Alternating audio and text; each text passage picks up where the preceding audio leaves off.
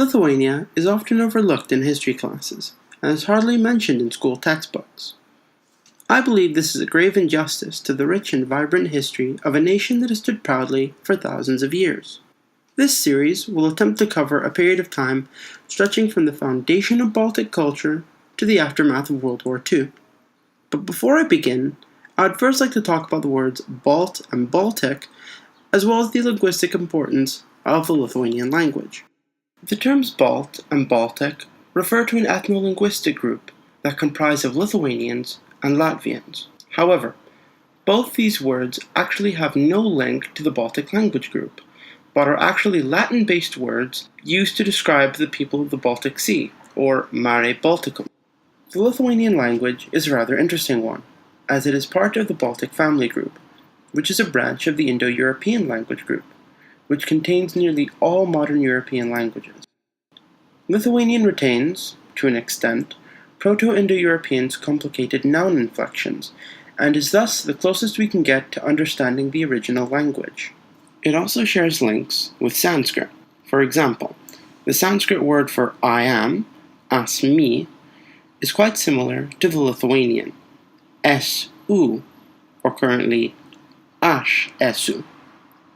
And the Sanskrit for thou art, asi, is quite similar to the Lithuanian se, or currently tu esi. The first people migrated to Lithuania around 18,000 years ago, when the glaciers from the Ice Age melted in the Baltic. These early people were probably nomadic, as they left nothing behind. It's also difficult to tell where they came from exactly, however most speculate it's either from the south or east. The Bronze Age. The migrations of the Indo-European peoples began around 2500 BC. This resulted in attacking foreign lands, capturing territory, and displacing the original inhabitants. They probably entered the Baltic around 2300 BC, where they found a small amount of natives.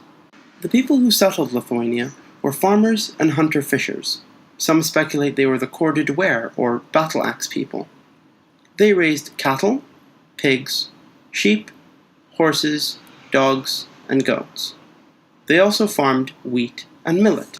They lived in permanent villages, and buried their dead uncremated in burrows, with 1 or 2 stone rings around them. Due to Lithuania's isolation from other cultures, the ancient language of the natives became very well preserved by the Indo-Europeans. Baltic culture continued to develop undisturbed for 1400 years, and elements of their culture could be found on the Danube as well as in Belarus and parts of western Russia. Around 1800 BC, the Balts began using metal, and the amber trade started.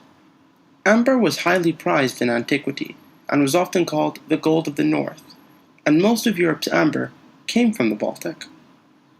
Baltic amber was found in the tomb of Tutankhamun, as well as in ancient Greek burial mounds.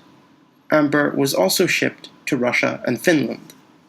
By this time, the Balts were fully formed as a people. The Iron Age.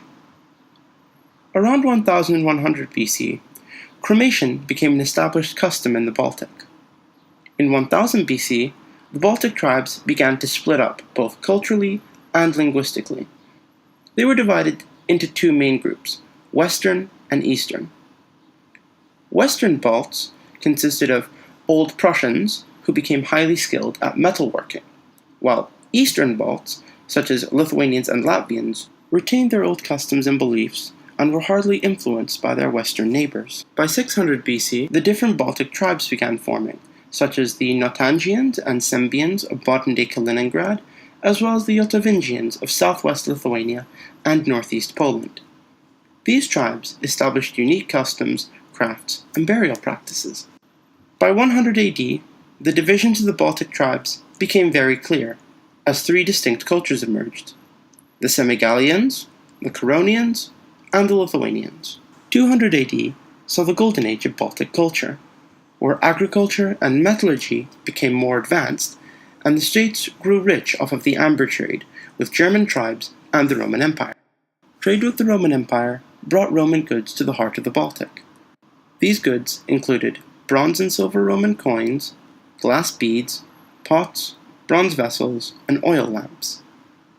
and by this time the borders of the Baltic became better established, as they stretched from northeastern Poland to Estonia.